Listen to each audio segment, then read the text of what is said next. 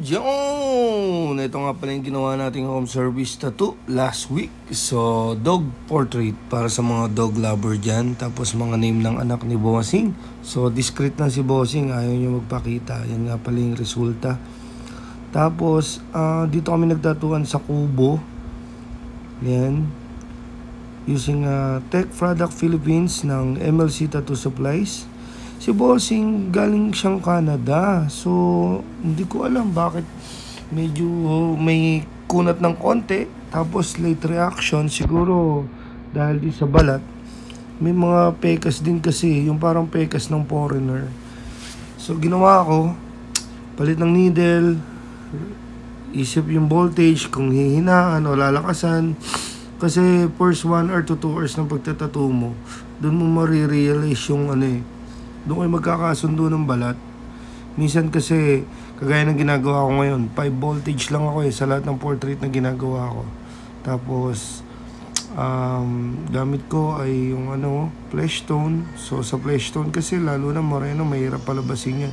Pero wait 5 to 10 minutes, lalabas at lalabas talaga siya. So, ayun. Ang ginamit ko dyan is RM. Mix ko lang yon, kumbaga dark to light ng Eternal Star Bright. Kumbaga, dark to light, burgundy, caramel, light tone.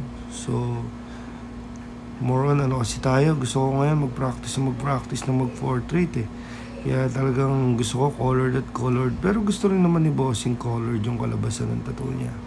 So, yun, isip ko, para rin nagpo-portrait ng tao, dahan-dahan. Yung texture ng balahibo, buhok, yung pinaka-whisk nga, ilong, yan, dinahandahan natin. Talagang innovate. Habang binababa ka nila talagang lagi mong galingan. Tapos, gumagamit din ako ng 3RL para sa mga kutkutin. Kumbaga, pag galing ka kasi ng RM, pwede kang gumamit ng 3RL. Tapos, low voltage lang. Yun yung parang pang kut-kut-kut-kut mo para mas ma-emphasize mo yung bawat detail. Tapos, pwede ka rin gumamit ng 5RL, 7, depende kung saan ka sanay. Tapos, minimix ko yung gumawa ko ng sarili kong dyan o fake o fuck, yan. Pero, isip pa tayo may bago tayong order ngayon from Diwata Tattoo Supplies. Isang set siya, pati colored portrait. Talagang sunog kilay. Happy Friday sa lahat. Tapos, medyo tayo ngayon medyo tinamaan tayo ng konting siponyo. Kasi nga tuloy-tuloy yung ensayo natin, tas client. So, pag napagod, may katamtamang nararamdaman, magpahinga. Hanggat may ambon, salo ng salo, bakbak ng bakbak, tira ng tira. But kahit anuman mangyari, negative, positive, pagod man, puyat, be consistent. Huwag mong sukuan. Post lang ng post. Alam mo yan, yung nilagay kong background na yan para lalo siyang umangat. Yan? Caramel. Tapos sinawsaw ko lang siya sa advanced black and gray na light tone, medium tone.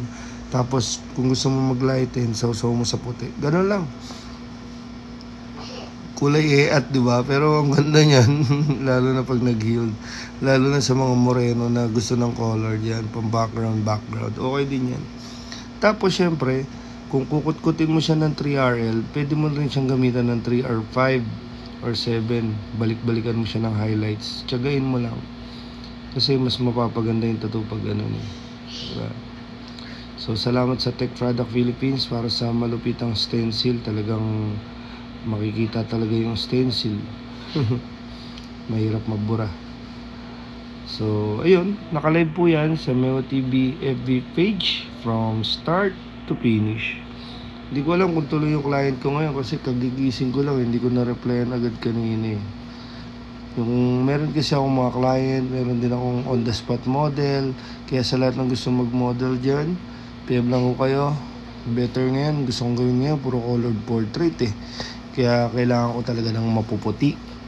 Sobrang mapuputi ang kailangan natin ngayon. Saka maraming tattoo event ngayon na sasalihan. Kaya PM lang ho. Sa lahat ng gusto magpatatuho, sali tayo. Ayan. So, dyan pala sa name na script na yun, 5RL yata yung ginamit ko dyan eh. Tapos 6 yung voltage. Yung machine galing sa Diwata Tattoo Supplies. Ayan. So, ayan yung final result ng ating ginawa. So, pwede tayong gumawa, even a dog portrait or animal portrait, colored portrait, black and gray. So, ayun lang. Sa lahat ng mga newbie na nakakaramdam ng panlalait at pagbababa ng kapwa, galingan mo lang. Talagang galingan mo lang. Hindi dayuhan ng kalaban natin eh. Kapwa Pilipino natin na ayaw masapawan.